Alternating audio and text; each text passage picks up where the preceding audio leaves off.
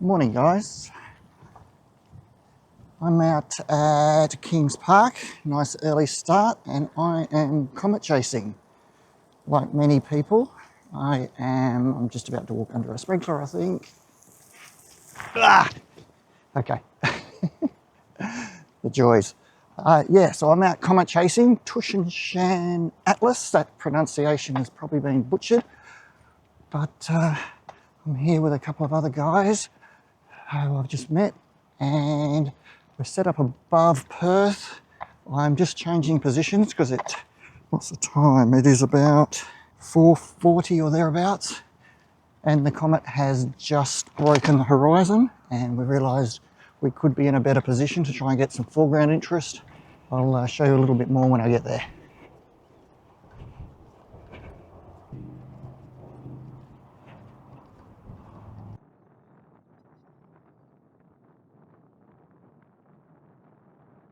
I'm set up here now above Kings Park on one of the lookouts. I've got two cameras deployed, and yeah, we've definitely seen the comet, which is pretty exciting. It's in a nice position above the city. On the Z6 I've got a 70-200, around 130mm I think from memory. I've got it set at ISO somewhere between 400 and 800, I can't remember, and 1 second exposures, and that's looking pretty good. I've also got the Z30 running. I took a series of individual shots with that, with the 85mm f1.8, similar settings ISO wise. I've got that running as a time lapse now in program mode, so I'll let it take care of all the settings. So I should hopefully get a nice little night to day series out of that. A couple of other guys here enjoying the morning. The colours are starting to come in now, so hoping we get those beautiful twilight red hues that I've seen on some of the other shots. I'm not sure if you're going to be able to see this, but right in the center of my frame, right there, is the comet. How exciting. I'll just zoom in a little bit, and that's it there. Standing out quite nicely. Wow, that is a lot better than I thought it was going to be. I'm pretty excited about that. And that should turn out quite well when it's with a bit of post-processing. Just zoom out again. So that's Perth City in the main part of the frame. It's a little bit off to the right-hand side of the main part of the building, but I'll take it. A bit more preparation, I probably could have moved a little bit further across to my left and maybe positioned it better, but yeah, I don't know that would have made a whole lot of difference, to be honest. Okay, so pretty excited about that. Can't wait to see what the final images look like. This is just some standard video showing what the comet looked like to the naked eye. It was surprisingly visible considering the city light pollution and the early twilight colours.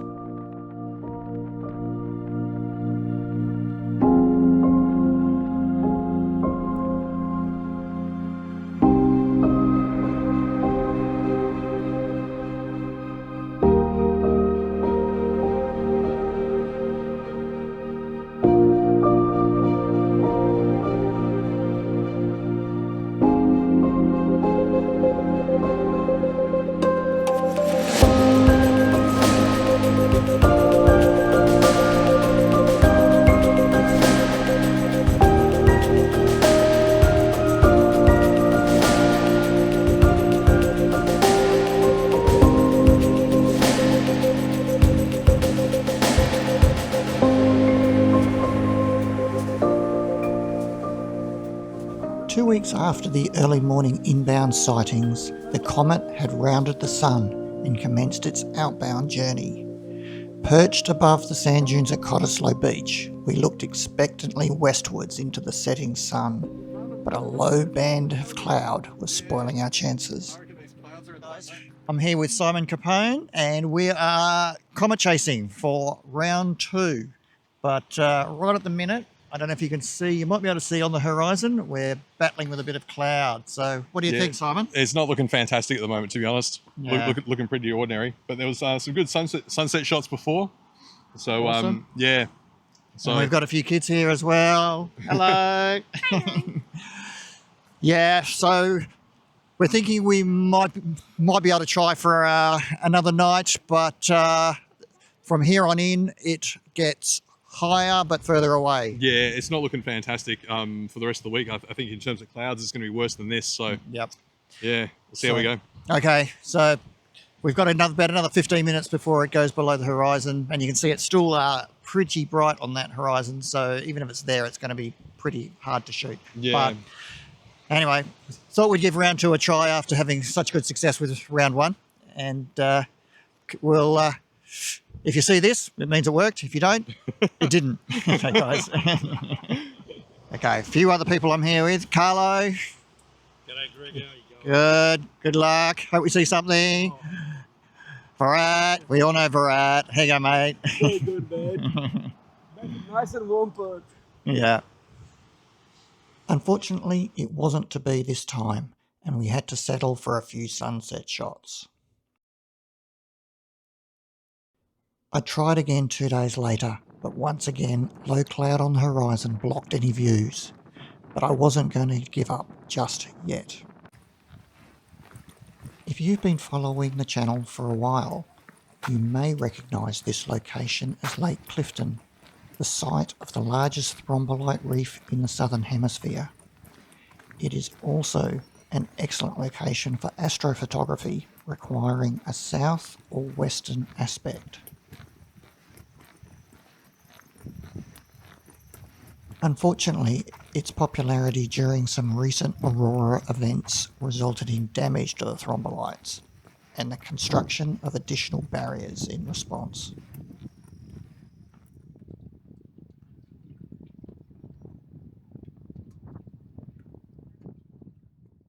I've come down to Lake Clifton, which is about an hour and a half south of Perth. It's a nice little spot for capturing the setting Milky Way. We've got this beautiful estuary here behind me. You can see the sun's only just set. So at this time of the year, we get a horizontal setting Milky Way behind me. It'll be one of the last opportunities this year, probably to shoot this aspect before the Milky Way is too low on the horizon to shoot. But that's not my main reason for being down here. I am still trying to shoot the, I'm going to try and pronounce it, the Atlas Tsuchinshan Comet. And I'm, like everyone else, I'm just going to call it the Comet from here on in. So there might be 1 or 2 opportunities this week, which I hope to capitalise on, where we've got some clear skies. You can see a little bit of cloud behind me, hoping that might break up or just provide some interest. Hopefully we can still catch the comet in between. Not too late in the evening, the Milky Way sets around 11 o'clock and the comet will well and truly have set by that time as well. So just a short little couple of hours shoot, hopefully to catch something to share with you. So right here at the moment, I've got the Nikon Z6 set up running a time lapse. So I've got that in program mode. So it's just firing away here in silent mode. So hopefully you'll catch the setting Milky Way and the comet as it appears as the skies get darker. Nice little day to night time lapse. And then I'm going to take my other camera. I've got the Z6 III now. I'm going to take that down the other end of the boardwalk and try and catch some leading lines, probably do a panorama and hopefully catch the comet.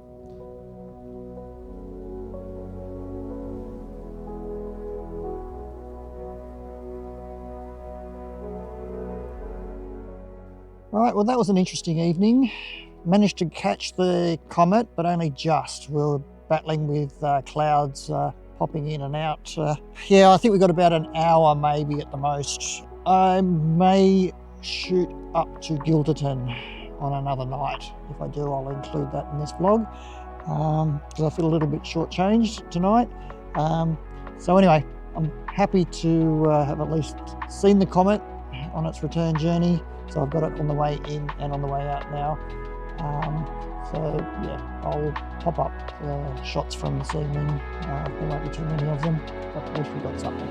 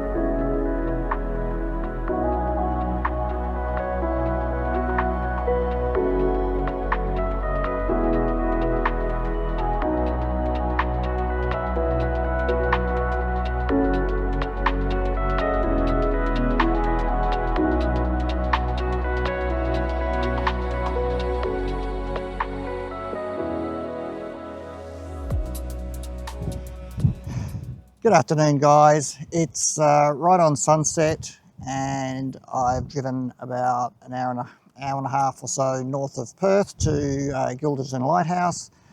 Anyone that's been following my channel for a little while will recognise this. I've been here once or twice before.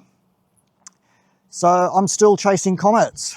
2 days later than the Lake Clifton shoot. Got a couple of shots there, but it was quite cloudy, and so I really only walked away with 1 or 2 shots that I was happy with. And today, or this evening, is looking like my best chance yet to get a clean run at it.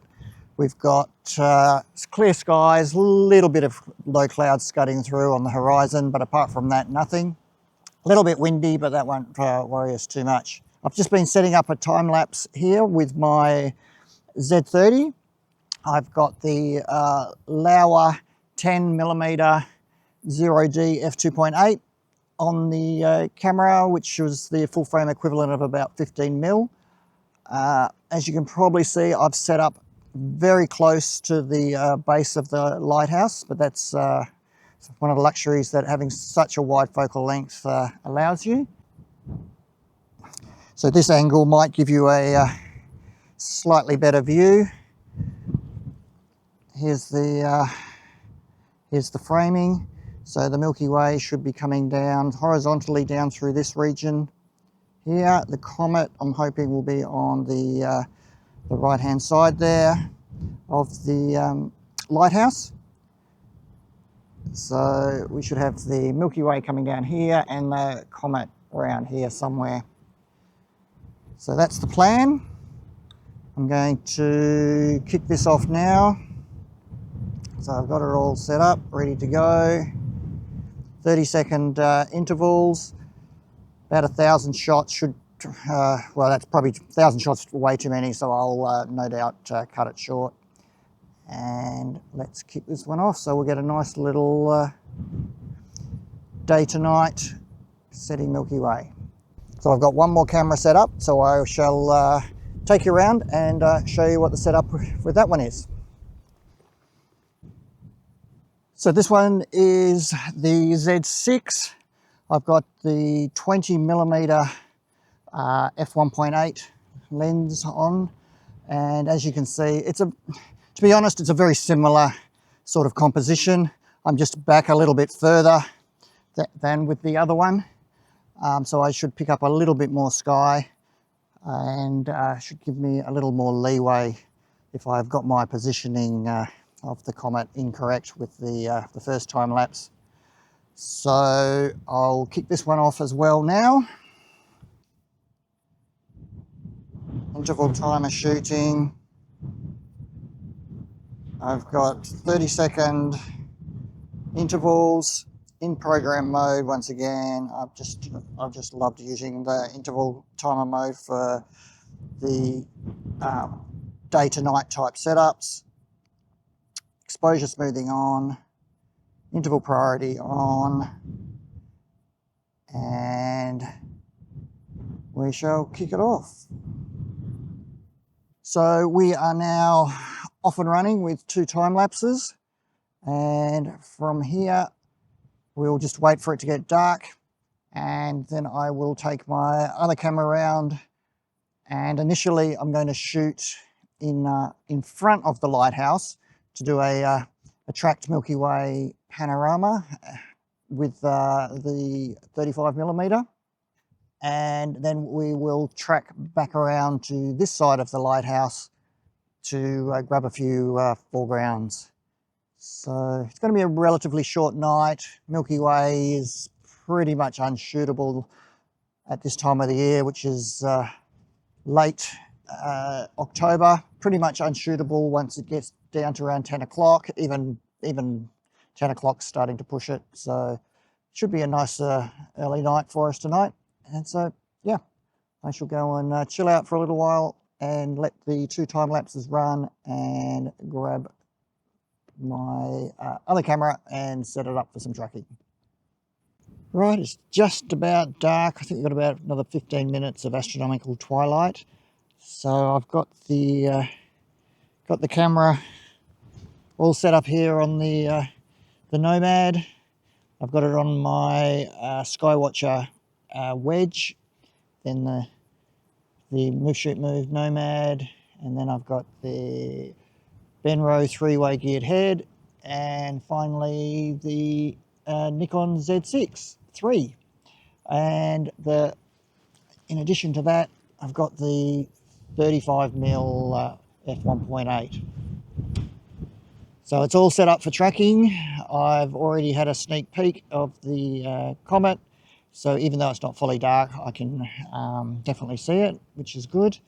The wind is a little bit of a pain. You can maybe picking that up in the microphone. I'll see how I go with the 60-second track shots, but I'm a little bit worried that I might be getting some vibrations coming through. I might have to try and pick some lulls. Anyway, I'll give it another 15 minutes and then I'll start my 35mm panorama. So I should get a nice Milky Way arch laying flat across the horizon with the Comet in the middle of it. Then I'll move around and grab some foregrounds. I didn't film a lot more of the evening as I completed the tracked shots and foreground. The gusty wind created some challenges with vibrations, meaning I had to repeat many shots. On returning to my time lapse, it became apparent it wasn't well positioned. The Comet was obscured behind the lighthouse. At least the setting Milky Way came out well.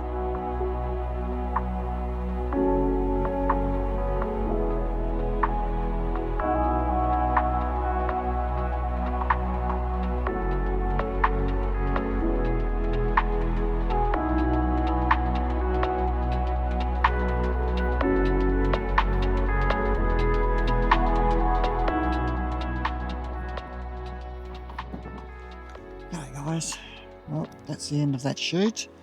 Wasn't a bad little shoot, a little bit cool, bit of wind to contend with. Found myself having to sort of stand next to the tripod with my jacket spread eagle, trying to create a little barrier against the wind to stop vibration and try and keep the images sharp. But yeah, I think it seemed to work all right. And I finished all the track shots. Certainly managed to pick up the Comet, full 35 pano and an 85 mini pano, just to pick up some detail of the Comet and the core. Then came back around and did my foreground shots for the 35 and the 85, and by then the Milky Way had pretty much set. So had a quick sneak peek of the time lapse. It looks okay. Probably not my finest work, but might have been a little bit wide to really pick up where the comet was, or I might have positioned the time lapse badly and the comet may have been behind the lighthouse. But either way, certainly wasn't standing out on the back of the camera. But maybe when I get home on the big screen, I'll be able to pick it out. And yeah, so that's about it for this shoot, and probably the number of shoots that I've cobbled together into this one video covering my attempts at chasing the comet around. So hopefully it's been entertaining, and bye for now. I'll catch you on the next adventure.